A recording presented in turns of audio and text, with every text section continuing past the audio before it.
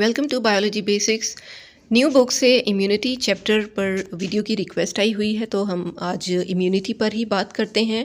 New book के ही ये pages हैं जिसको मैं एज इट इज़ यूज़ कर रही हूँ, क्योंकि कुछ स्टूडेंट्स को कन्फ्यूजन हो रही है कि ये न्यू बुक है या ओल्ड बुक से वीडियोस बन रही हैं, तो आप ये चेक कर सकते हैं। इम्यूनिटी क्या होती है? हमारी बॉडी की एबिलिटी, हमारी बॉडी की सलाहियत कि वो बाहर से आने वाली किसी भी नुकसानदेह चीज़ को की पहचान करे और हमारी बॉडी को इस काबिल बनाए कि उस नुकसानदेह चीज़ को बॉडी में से ख़त्म कर दे।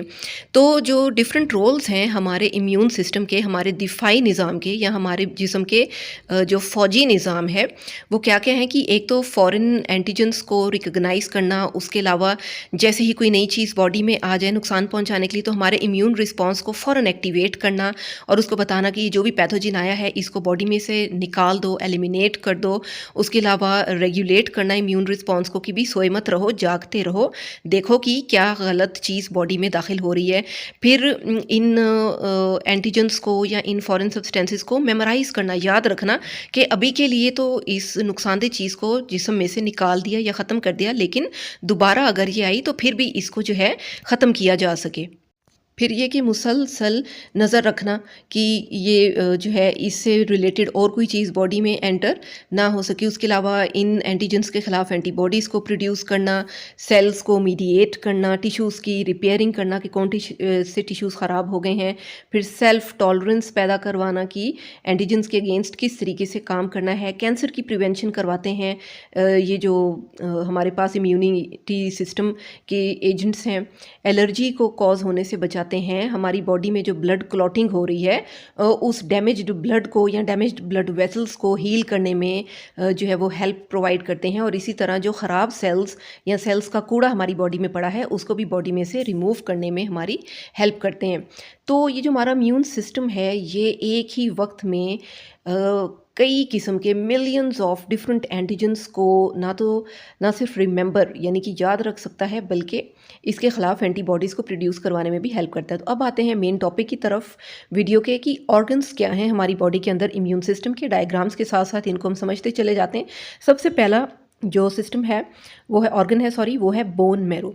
आप इसकी लोकेशन चेक करें। ये जो बोन मैरो है हमारा, ये रेड ब्लड सेल्स जो हैं और वाइट ब्लड सेल्स और प्लेटलेट वगैरह जो जितने भी हैं वो सभी के सभी स्टेम सेल्स में से बनते हैं, जो कि बोन्स के अंदर एक गोदे में मौजूद होता है। जितने भी बोन मैरोज मिलियंस की तादाद में हमारी बॉडी में बनते हैं उन्हें ब्लड में भेज दिया जाता है और वहाँ जाके ये बी सेल्स और टी सेल्स की फॉर्मेशन करवाते हैं बोन मैरो के अंदर।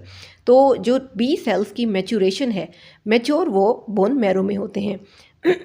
उसके बाद थाइमस का ग्लैंड है हमारे पास, ऑर्गन है सॉरी, ये जो ऑर्गन है बहुत ही छोटा सा ऑर्गन है जो कि हमारी अपर चेस्ट और ब्रेस्ट बोन के पास करके मौजूद होता है और ये टी सेल्स की मैच्योरेशन के लिए रिस्पॉन्सिबल है, यानी कि टी सेल्स यहाँ पे आके मैच्योर होते हैं। उसके बाद हैं lymph nodes and lymph vessels. ये भी लिम्फेटिक सिस्टम का बहुत ख़ास हिस्सा है और पूरा एक नेटवर्क जो है ना वो लिम्फ वेजल्स का हमारे लिम्फ नोड्स के साथ कनेक्ट होता है बॉडी के अंदर। और ये छोटे छोटे से जो नोड्स हैं ये फिल्ट्रेशन का काम करते हैं और पैथोजेंस को या हार्मफुल ऑब्जेक्ट्स को मारने में हेल्प प्रोवाइड करते हैं, जो कि दूसरे बॉडी के एरियाज़ में फैल रहे होते हैं। अब जो लिम्फ नोड्स हैं ये भी बी सेल्स और टी सेल्स की कलेक्शन करते हैं थ्रू आउट द बॉडी। उसके अलावा हमारे पास स्प्लीन है। स्प्लीन भी एक लिम्फॉइड ऑर्गन है जो कि हमारे स्टमक के नज़दीक मौजूद होता है। लोकेशन इन ऑर्गन्स की याद रखेंगे तो आपको इजीली याद हो जाएगा कि इनका फंक्शन क्या है। अब स्प्लीन जो है ये ब्लड को फिल्टर करता है, ब्लड के अंदर से जो भी पैथोजेंस हैं उनको पकड़ लेता है, कैप्चर करता है और फिर उनके साथ फाइट करके उनको किल बैक कर देता है। नेक्स्ट आ जाते हैं लीवर के ऊपर।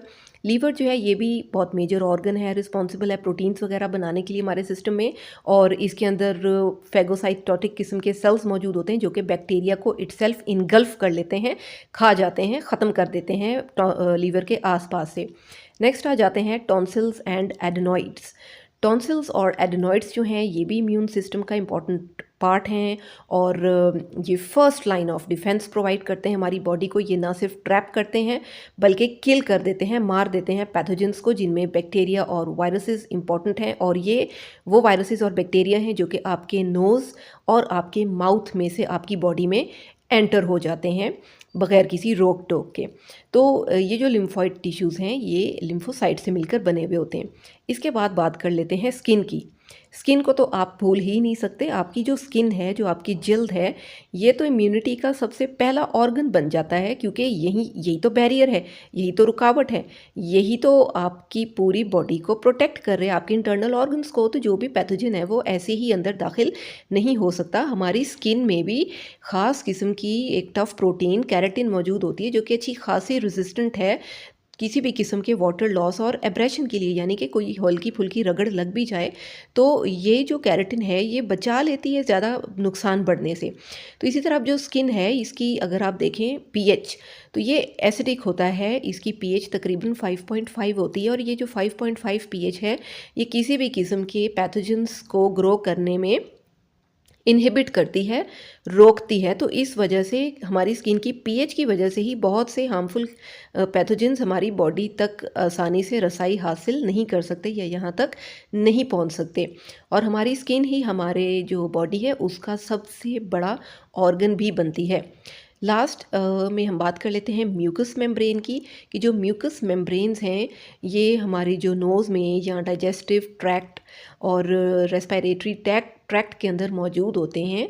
तो ये भी जो आपको पता है स्टिकी सा मटेरियल होता है, तो इनका भी बड़ा अहम रोल है बैक्टीरियाज़ को, पैथोजेंस को किल करने में, स्पेशली जो कि स्टमक के अंदर एंटर हो जाते हैं या हमारे डाइजेस्टिव सिस्टम के थ्रू या हमारे रेस्पिरेटरी सिस्टम के थ्रू एंटर हो जाते हैं।